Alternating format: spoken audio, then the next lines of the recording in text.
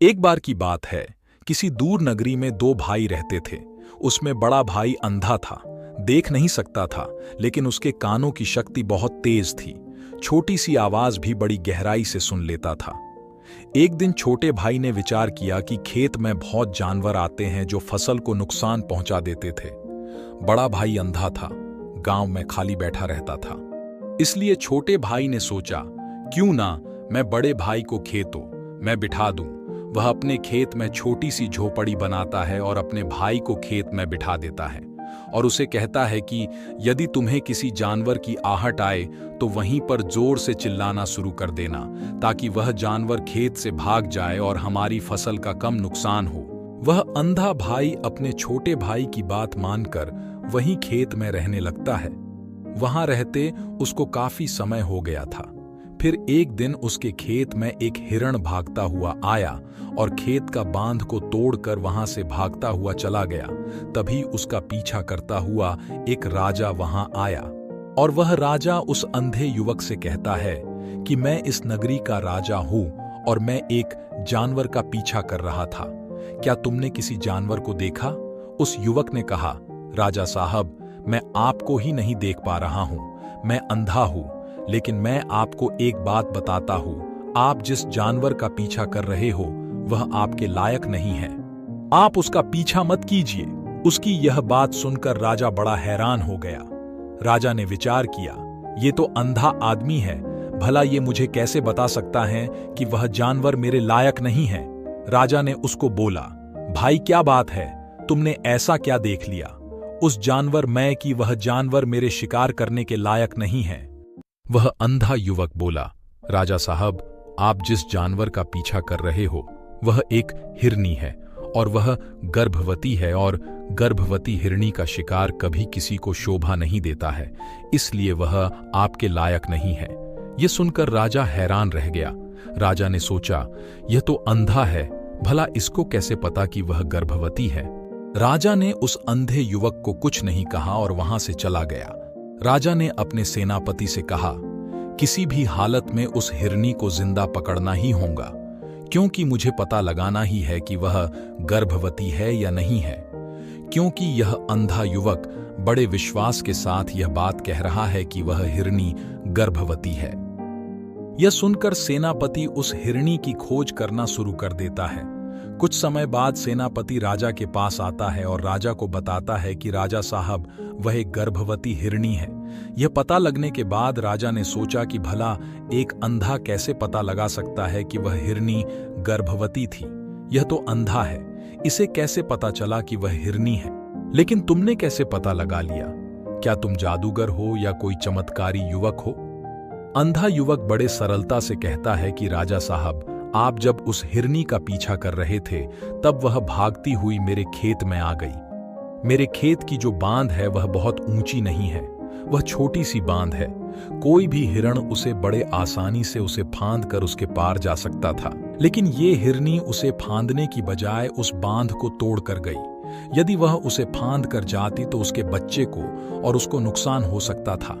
इसी बात पर मैंने पता लगा लिया कि वह गर्भवती थी। राजा ने सोचा, भले ही यह युवक अंधा है, लेकिन है तो बड़ा ज्ञानी, इस युवक का कुछ तो इस्तेमाल करना चाहिए, इससे कुछ काम निकलवाना चाहिए। फिर वह राजा वहां से चला जाता है और रात भर सोच विचार करने के बाद अगली सुबह वह अपने सेनापति से कहता है कि उस अंधे युवक को अपने साथ महल में लेके आओ। और सेनापति उस अंधे युवक के पास पहुंचता है और उसे कहता है कि राजा साहब ने तुम्हें महल में बुलाया है। अंधे युवक को पता था कि राजा साहब कुछ न कुछ काम मुझे ऐसा देंगे जो मुझे मुसीबत में डाल देगा, लेकिन राजा का हुक्म था, इसलिए उसे महल में चलना ही था। जब वो महल में पहुंचा तो पहुंचने के बाद राजा ने उससे सवाल किया, तुम तो बड़े ज्ञानी हो, तुम तो किसी की भी मन की बात थोड़े से समय में जान लेते हैं, इसीलिए मुझे ये बताओ कि मेरी पत्नी पतिव्रता है या नहीं है। अंधा युवक राजा से कहता है कि राजा साहब, आपको अपनी पत्नी के साथ मुझे कमरे में अकेला छोड़ना होगा। उसकी बात राजा मान लेता है और अपनी पत्नी को उस अंधे युवक के साथ एक कमरे में छोड़ देता है। कमरे में जाने के बाद राजा की पत्नी को कुछ भी नहीं पता था कि उसके साथ क्या प्रयोग किया जा रहा है।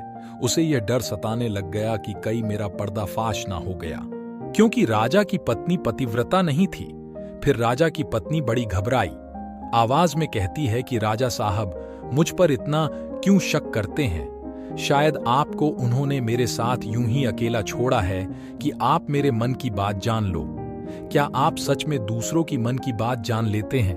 यह बातें राजा की पत्नी बड़े घबराई हुई आवाज में कहती हैं। उसकी बातें सुनकर अंधे युवक को महसूस हुआ कि जैसे वो कोई झूठ के पकड़े जाने के डर से कांप रही हो। अंधे युवक ने उससे कहा कि आप मेरे 2 उंगलियों में से एक उंगली पकड़ो। राजा की पत्नी पहले से घबराई हुई थी। कभी वह एक उंगली पकड़ती तो उसे छोड़कर तत्क्षण दूसरी उंगली पकड़ लेती। कुछ देर बाद अंधा युवक बाहर आया और राजा से कहा, राजन, यह सुनकर आपको खेद होगा, लेकिन आपकी पत्नी पतिव्रता नहीं है। ऐसा नहीं था कि राजा को उसकी पत्नी के बारे में पता नहीं था। वह उस अंधे युवक की परीक्षा ले रहा था। राजा को यह बात सुनकर बड़ी हैरानी हुई। राजा उस अंधे युवक से पूछता है, भाई, तुम्हें कैसे पता चला कि मेरी पत्नी पतिव्रता नहीं है? उस अंधे युवक ने कहा कि राजा साहब, मैं देख नहीं सकता, इसीलिए मुझे अपने कानों पर ही विश्वास करना पड़ता है। मेरे कान जो सुनते हैं उसे बड़ी गहराई से सुनते हैं। जब आपकी पत्नी मेरे साथ बात कर रही थी तो उससे साफ पता चल रहा था कि वह बहुत घबराई हुई थी। उसे कोई झूठ पकड़े जाने का डर सता रहा था, और जब मैंने उसे अपनी उंगलियां पकड़ने के लिए कहा तो वह बार बार उंगलियां बदल रही थी। अगर वो पतिव्रता होती और उस पर गलत आरोप लगाए जाते तो वह रोती, गुस्सा करती, लेकिन कभी नहीं डरती। डरता वही है जिसके मन में झूठ पाप छुपा होता है। और बस मैंने उस डर को महसूस कर लिया और मुझे पता लग गया। फिर राजा उस अंधे युवक से कहता है, मेरा एक और सवाल और है, इसका जवाब देने के बाद मैं तुम्हें वापस अपने घर लौटने दूंगा। राजा कहता है कि क्या सच में मैं अपने पिताजी का बेटा हूं या किसी और का? वह अंधा युवक राजा को समझाने की कोशिश करता है। राजा साहब, आपको इससे क्या लेना देना है? आप कुछ और सवाल पूछिए, इस सवाल का क्या फायदा है? लेकिन राजा कहता है कि यह सवाल मेरे मन में हमेशा अटकी रहेंगी, इसीलिए मुझे इस सवाल का जवाब दो, उसके बाद तुम यहां से चले जाना। फिर अंधा युवक कहता है कि राजा साहब, आप चाहते हैं तो मैं आपको इसका जवाब यूं ही दे सकता हूं। मुझे आपकी मां के पास जाने की जरूरत नहीं है। मैं आपको इसका जवाब यही दे दूंगा, पर आप वादा कीजिए आप गुस्सा नहीं करेंगे। राजा ने कहा, नहीं भाई, मैं गुस्सा नहीं करूंगा, जो भी बात है मुझे बताओ। अंधा युवक कहता है, राजा साहब, आप हैं तो अपने पिता के ही पुत्र, लेकिन आपके ऊपर एक कंजूस सेठ की छाया पड़ी हुई है। यह सुनकर राजा को गुस्सा आ जाता है और वह अपनी तलवार निकलकर अपनी मां के पास जाता है और उनसे कहता है कि मां, जो भी बात हो मुझे सच सच बताना, और यदि सच नहीं बताया गया तो मैं यहीं पर आत्महत्या कर लूंगा। मुझे सच, मैं यह बताओ कि मैं अपने पिता का पुत्र हूं। उसके बाद वह मां कहती है, बेटा, तू है तो अपने पिता का ही पुत्र, लेकिन तुम्हारे ऊपर कंजूस सेठ की छाया पड़ी हुई है। मैं एक बार नहाने के लिए अपना मुंह दर्पण में देख रही थी, तभी मुझे दर्पण में पीछे से एक कंजूस सेठ नजर आता है और उसी की छाया तुम्हारे ऊपर पड़ गई। फिर राजा उस अंधे युवक से पूछता है कि मुझे जवाब दो कि तुम्हें कैसे पता चला कि मेरे ऊपर कंजूस सेठ की छाया पड़ी है। तब वह अंधा युवक कहता है कि राजा साहब, आपने मुझसे 2 सवालों के जवाब ले लिए और उन सवालों के जवाब मैंने बड़े अच्छे तरीके से दिए। आपके जगह कोई दूसरा राजा होता तो मुझे इनाम देता, धन संपत्ति देता, लेकिन आपने मुझे फूटी कोड़ी भी नहीं दी। यह सुनकर राजा मुस्कुराने लगा और वह उससे कहता है, आप जो चाहेंगे मैं आपको वही दूंगा, लेकिन मुझे सिर्फ यह बता दो, तुम दूसरे के मन की बात कैसे जान लेते हो? तुम्हें कैसे पता लग जाता है कि यह बात सही है या गलत? अंधे युवक ने राजा को समझाते हुए कहा कि राजा साहब, 3 तरीकों से हम किसी के भी मन की बात जान सकते हैं। अंधे युवक ने कहा, राजा साहब, मैं तो अंधा हूं, इसीलिए मैं इतनी गहराई किसी की बात को नहीं समझ सकता जितना कि एक आंखों वाला आदमी समझ सकता। लेकिन आदमी के पास जब आंख होती है तो आंख उसे बाहर की ओर लेकर जाती है।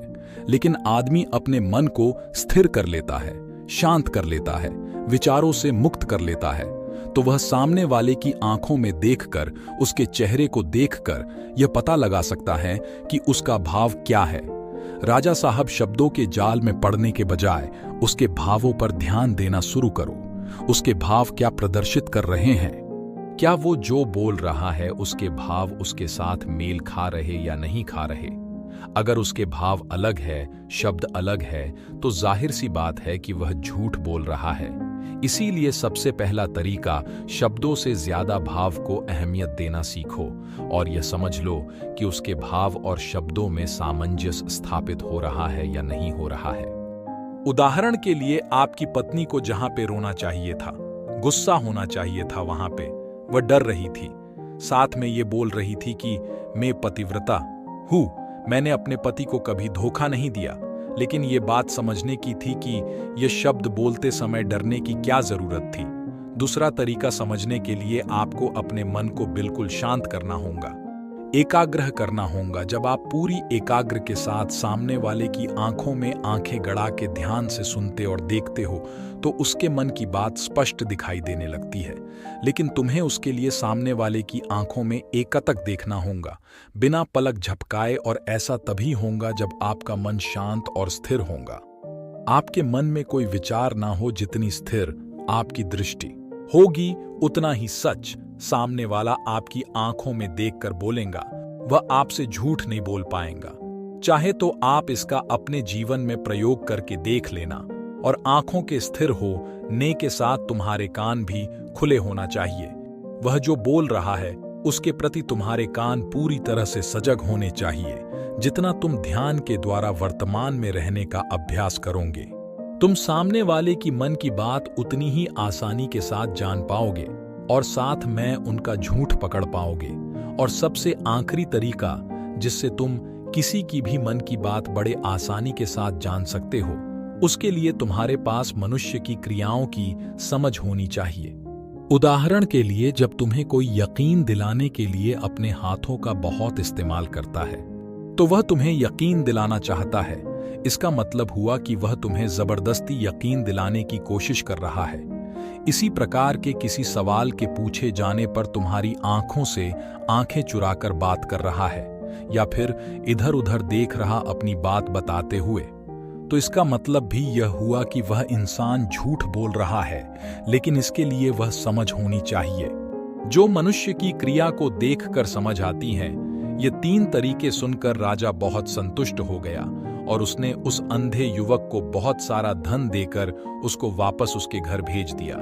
दोस्तों, उम्मीद करते हैं कि इस कहानी से आपको बहुत कुछ सीखने को मिला होगा, और ऐसे ही मोटिवेशनल वीडियोस देखने के लिए हमारे चैनल को सब्सक्राइब करें। धन्यवाद।